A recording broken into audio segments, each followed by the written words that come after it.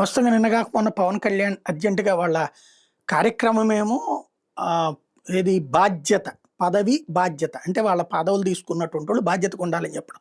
దానికి సంబంధించి కాకుండా అర్జెంట్‌గా జగన్ మీదకి తీవ్ర స్థాయిలో విరుచుకుపడతా ఉపన్యాసం ఇచ్చారు.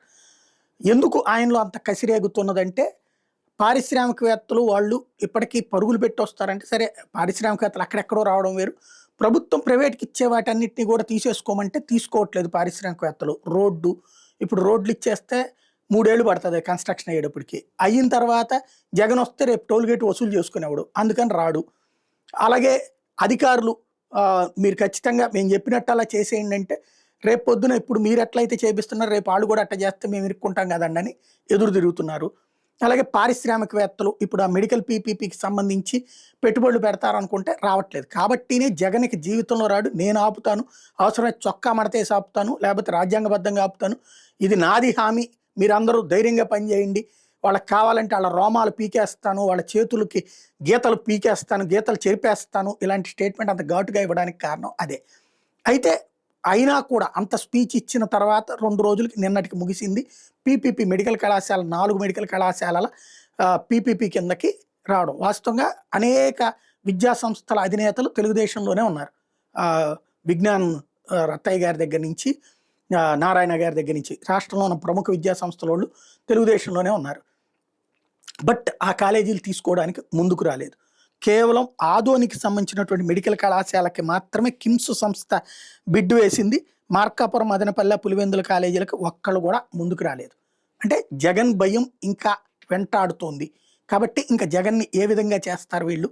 లేకపోతే జగన్ చెప్పాడు రేపు పొద్దున వచ్చాక మేము అరెస్ట్ చేస్తాం, జైల్లో పెడతాం అన్నాడు. ఏం చేయరు, రాజ్యాంగబద్ధంగానే చేస్తున్నాం మేము అంటానికి చట్ట ప్రకారం అయితే అది ఓకే.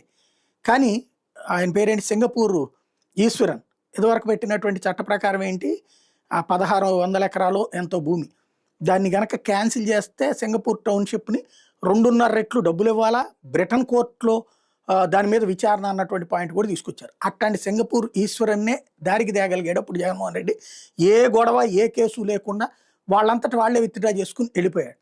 అట్లాగే విజయవాడలో కనకదుర్గ వారధి అప్పుడున్నటువంటి బిల్డర్ ఎవరైతే ఆ కన్‌స్ట్రక్షన్ చేసేటటువంటోళ్ళు తెలుగుదేశం అధికారంలో ఉన్నటువంటి సందర్భంలో వాళ్ళు పెట్టించినటువంటిదే. నితిన్ గడ్కరీ వద్దని చెప్పినా సరే తెలుగుదేశం చెప్పి మరి వాళ్ళకి ఇప్పించింది కాంట్రాక్ట్. తీరా చూస్తే వాళ్ళు డబ్బులు మా దగ్గర లేవు, కేంద్రం డబ్బులు ఇవ్వమంటే మేము ఇవ్వడానికి రెడీగా ఉన్నాం, మీకు మీ అకౌంట్‌లో అంటే వీళ్ళు ఏంటంటే ఒక డబ్బులు ఎత్తేసినోళ్ళు, బ్యాంకులకి ఎగ్గొట్టినోళ్ళు అకౌంట్‌లో డబ్బులు వేయగానే బ్యాంక్ అది స్వాధీనం చేసేసుకుంటుంది. కాబట్టి వేరే అకౌంట్‌లో పెట్టడం అంటే అట్లా కుదరదు, నువ్వు ఏ పేరు మీద పెట్టావో ఆ పేరు మీదనే ఇస్తామన్నారు. దానికి బీజేపీని తిట్టిపోశారు. అది కన్‌స్ట్రక్షన్ ఆగిపోయింది. కనకదుర్గ వారధి ఇప్పుడు ఏదైతే కనకదుర్గ గుడి పక్కన ఉన్నటువంటి వారధి ఏదైతే ఉందో అది. అదే సంస్థ జగన్ రాగానే నోరు మూసుకుని కట్టేసింది.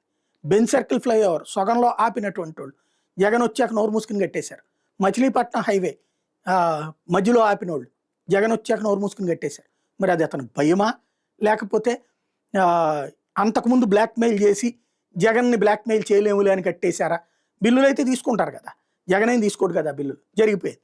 ఇప్పుడు అట్లాగే మెడికల్ కాలేజీల విషయంలో కూడా జగన్ రేపు పొద్దున ఏమైనా చేయగలడని భయపడ్డారా ఏంటన్నదే అర్థం కాదు.